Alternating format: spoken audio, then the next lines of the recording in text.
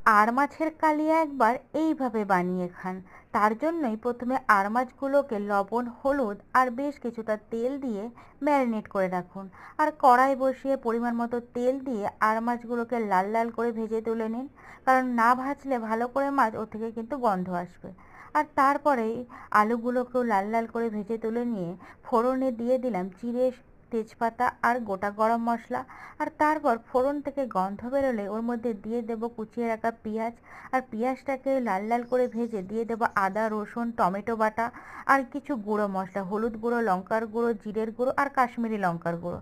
আর তারপর বেশ খানিকক্ষণ মশলার সঙ্গে কষিয়ে নিয়ে দিয়ে দেবো আলুগুলোকে। আর আলুগুলোকে দিয়েও ভালো করে কষিয়ে নিয়ে মশলা থেকে তেল ছেড়ে গেলে দিয়ে দেবো পরিমাণ মতো জল। আর জলটা দিয়ে ভালো করে ঢেকে আলুগুলোকে সিদ্ধ হয়ে গেলে ভেজে রাখা মাছগুলোকে দিয়েও বেশ কিছুক্ষণ ফুটিয়ে দিয়ে দেবো ধনেপাতা কুচি। আর তৈরি হয়ে যাবে আমাদের আর মাছের কালিয়া।